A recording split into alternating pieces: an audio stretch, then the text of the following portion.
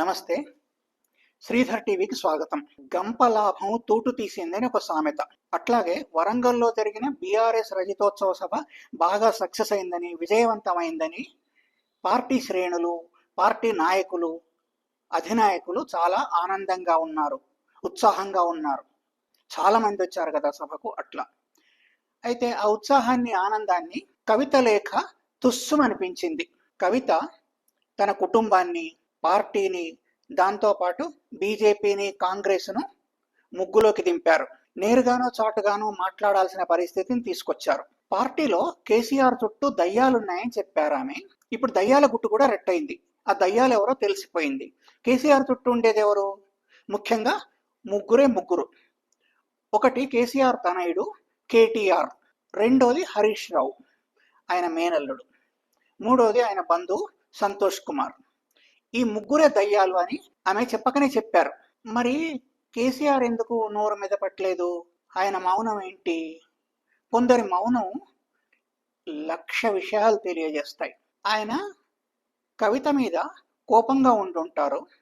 కవితను పార్టీ నుంచి వదిలించుకోవాలని కూడా అనుకుని ఉంటారు. అందుకే నిశ్శబ్దంగా ఉన్నారు. అప్పుడు కవిత జైల్లో ఉన్నప్పుడు కూడా ఆయన ఎక్కువ శాతం నిశ్శబ్దంగానే ఉన్నారు. కేసీఆర్ చాలా ఉత్తరాల్ని చదివిన వెంటనే చించేస్తారట. అదే ఆయన అలవాటట. కవితే చెప్పారు. కవిత గతంలో ఆయనకు చాలా లేఖలు రాశారట. వాటన్నిటిని కూడా చదువుకొని చించేశారట. మరి ఇప్పుడు రాసిన లేఖను ఆయన ఎందుకు చించేయలేదు? అది ఎట్లా బయటకు వచ్చింది ఆయన దగ్గర నుంచి? అసలు ఆయన దాకా వెళ్ళిందా లేదా? ఇలాంటి అనుమానాలు మనకు కలగక మానవు. బయట పెడితే ఎవరు బయట పెడతారు?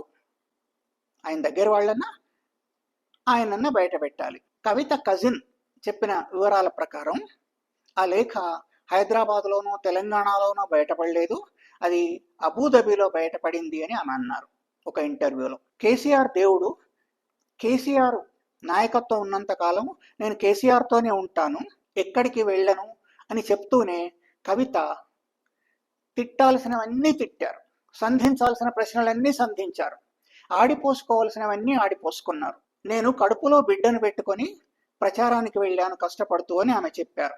ఇట్లా చాలా విషయాలు చెప్పారు. దయ్యాలన్నారు, ఎక్కడ ఏం వదిలిపెట్టలేదు. కిరాయి మనుషులతో తనను తిట్టిస్తున్నట్టు కూడా ఆమె చెప్పారు. కాంగ్రెస్ అధిష్టానాన్ని తను కలవలేదని చెప్పుకొచ్చారు. అంటే కాంగ్రెస్తో మాట్లాడడానికి, కాంగ్రెస్లో చేరతానని తెలియజేయడానికి ఆమె సొంతగా వెళ్లాల్సిన అవసరం ఉందా? మనకిప్పుడు మామిడి పళ్ళు కావాలి అంటే మనమే షాపుకి వెళ్లాల్సిన పరిస్థితి ఉంటుందా? ఎవరైనా పంపించి తెప్పించుకోవచ్చు, లేదా స్విగ్గీ, జొమాటో ఇలాంటి వ్యవస్థలు కూడా ఉన్నాయి, వాటితోనైనా తెప్పించుకోవచ్చు. పలు రకాల మార్గాలు ఉంటాయి తెప్పించుకోవడానికి. అట్లాగే రాజకీయ నాయకులకు, రాజకీయ పార్టీలకు వారి పనులు చక్కబెట్టుకోవడానికి వారే వెళ్లాల్సిన పని లేదు. బయటకు అసలే పొక్కకుండా సమర్థంగా ఆ పనులన్నీ చేసి పెట్టే మనుషులు చాలా మందే ఉంటారు. కాంగ్రెస్ అధిష్టానం కవిత చేరికను ఒప్పుకున్నా తెలంగాణ నాయకత్వం ఆ విషయాన్ని వ్యతిరేకించింది అని విన్నాం. ఎందుకు వ్యతిరేకించి ఉంటుంది? దానికి 2 కారణాలు ఉన్నాయి. ఒకటేమో లిక్కర్ స్కాములో ఆమె ఇంకా బెయిల్ పైన ఉన్నారు, కేసు ఉంది, జైలుకు కూడా వెళ్ళొచ్చారు. రెండో విషయం, కవితను నేరుగా పార్టీలో ఇప్పుడే చేర్చుకున్నట్టయితే కాంగ్రెస్ పార్టీయే బీఆర్ఎస్ను చీల్చింది అనే అపవాదు నెత్తికెత్తుకోవాల్సి వస్తుంది. ఈ 2 కారణాలతో కవిత ఇప్పుడే కాంగ్రెస్ పార్టీలో చేరడానికి తెలంగాణలోని కాంగ్రెస్ అధినాయకత్వం సుముఖంగా లేదు. మరి ఎందుకు ఇదంతా చేస్తున్నట్టు కవిత? నాకేం దొరకలేదు అని ఆమె చెప్పారు. దాంట్లో చాలా అర్థాలున్నాయి. ఒకటి, ఆమె ఎంపీ స్థాయి నుంచి ఎమ్మెల్సీ స్థాయికి డిమోట్ అయ్యారు. ఎంపీకి పోటీ చేసినప్పుడు తన వాళ్లే తనను ఓడించారని కూడా చెప్పారు. అప్పుడు కానీ వాళ్ళు ప్రభుత్వంలో ఉన్నప్పుడు కూడా ఆమెకు మంత్రి పదవి దక్కలేదు. బాగా డబ్బులు సముపార్జించిన వాళ్ళు కదా. ఆ ఆస్తుల విషయంలో కూడా గొడవలు ఏమన్నా ఉన్నాయేమో తెలియదు. అధికారం విషయంలో మాత్రం గొడవలు ఉన్నట్టు స్పష్టంగా కనిపిస్తోంది. పార్టీని కేసీఆర్ నడుపుతున్నంత కాలం నేను ఉండగలను, కానీ ఈ దయ్యాలలో ఒక దయ్యం చేతికి వెళ్ళినట్టయితే ఉండలేరు అని ఆమె చెప్తున్నారు. ఉండరు కూడా. ఇప్పటికే సఫకేషన్ ఉంది. ఇష్టం లేని నాయకత్వం వస్తే అసలు ఉండలేరు. నేను మంచిదాన్ని కాదు అని కవిత చెప్పారు. నిజమే, ఆ సంగతి పైకే తెలుస్తుంది ఈ గొడవలన్నీ చూస్తుంటే. ఇప్పుడు మరి కవిత పరిస్థితి ఎట్లా ఉంది? పార్టీలో బాగా సఫకేషన్ ఉంది, ఉక్కపోత ఉంది, భరించరాని ఉక్కపోత ఆమెకుంది. పార్టీలో ఉంటారు అని అస్సలు గ్యారంటీ ఇవ్వలేం. రేపటి నాడు ఇంకా కష్టతరం అవుతుంది ఆమె ఉండడం. రెండోది, ఒకవేళ బీఆర్ఎస్ బీజేపీ పొత్తు పెట్టుకునేటట్టయితే ఆమె అంటున్నారు పెట్టుకుంటారేమో అని అనుకుంటున్నారు అని. వాళ్ళిద్దరూ పొత్తు పెట్టుకున్నట్టయితే కాంగ్రెస్కు వ్యతిరేకంగా ఆమె బీజేపీలో కూడా వెళ్ళలేరు. మరి ఇక మిగిలింది ఏమిటి? రెండు ఆప్షన్స్ ఉన్నాయి. ఒకటి కాంగ్రెస్లో చేరిపోవడం, రెండోది సొంత పార్టీ పెట్టుకోవడం. ఆమె సొంత పార్టీ పెట్టుకుంటే ఎవరు వస్తారు వెంట? ఏదో 10 మందో 20 మందో 100 మందో వచ్చినంత మాత్రాన అది పార్టీ కాదు కదా. నిభాయించుకోగలరా ఆమె సొంత పార్టీ పెట్టుకొని?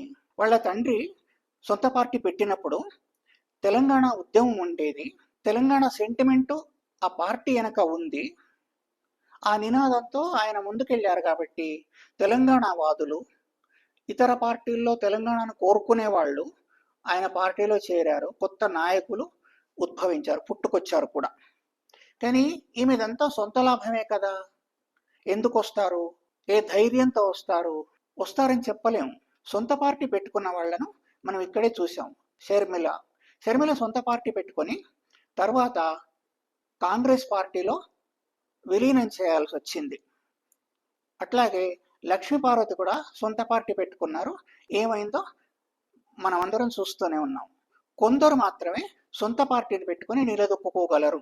ఉద్ధతుల మధ్య నిరుపేద కుండతరమే అన్నట్టు అటు తెలంగాణలో బలపడుతున్న బీజేపీ, బలంగా ఉండి ప్రభుత్వంలో ఉన్న కాంగ్రెస్, మూడోది బీఆర్ఎస్.